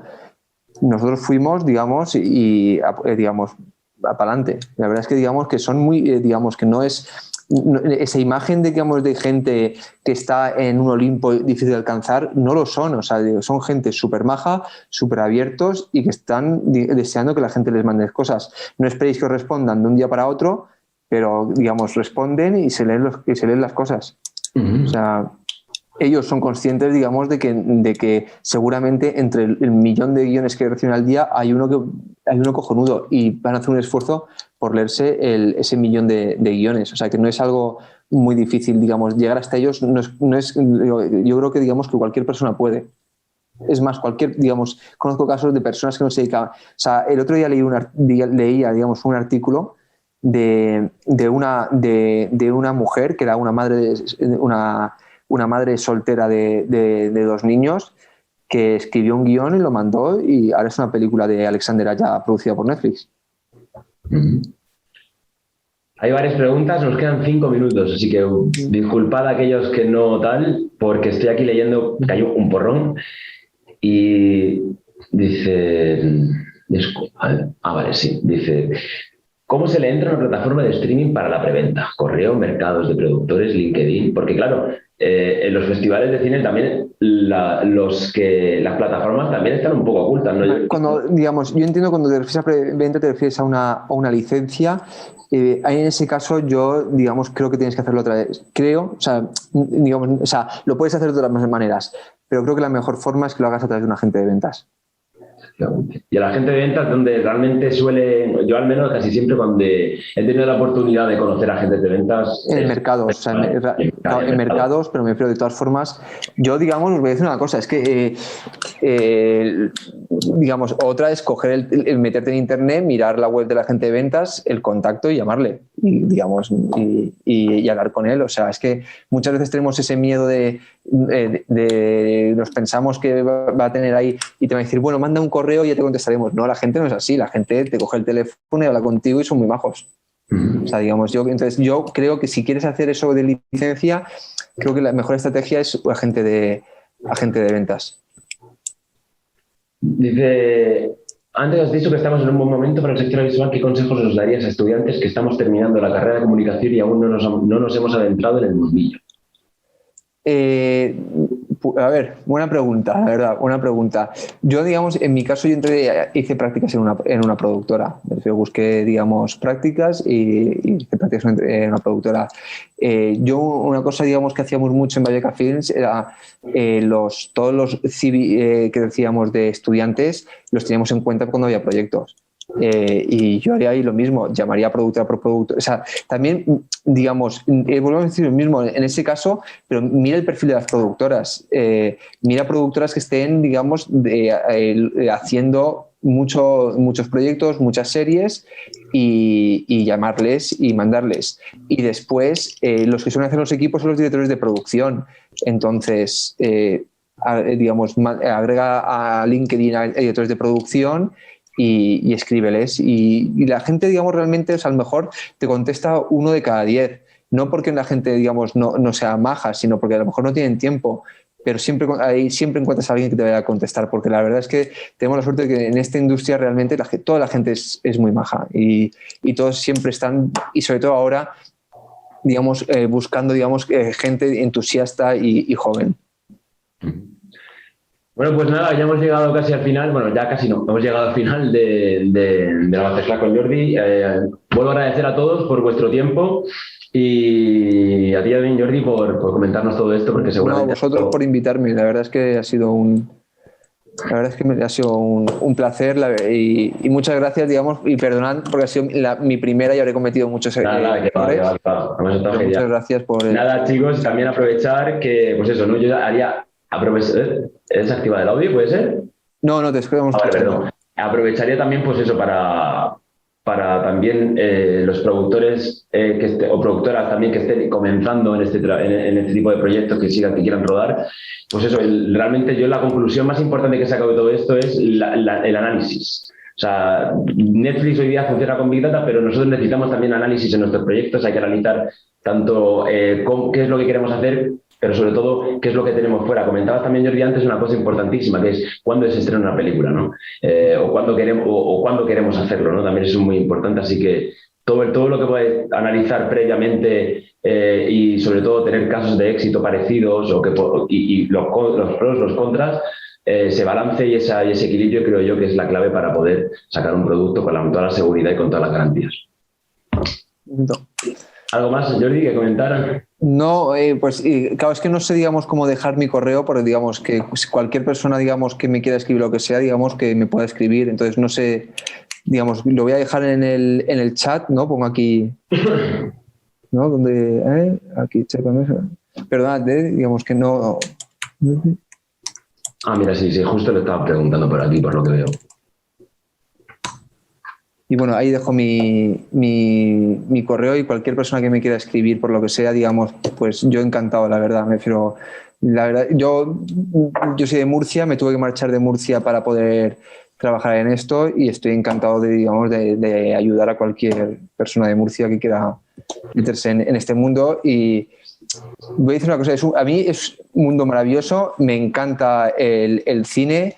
Y es la leche, o sea, digamos, o sea, y os lo digo, os voy a decir una cosa, parece difícil entrar, pero no lo es. O sea, de amigos míos con los que yo empecé la carrera, uno es el director de La Casa de Papel, otro ha ganado un Goya, otro está nominado a un Goya, digamos, otro ha ganado en Cannes premios de publicidad. Pero, sabes que no es un mundo difícil de entrar, es muy, muy fácil.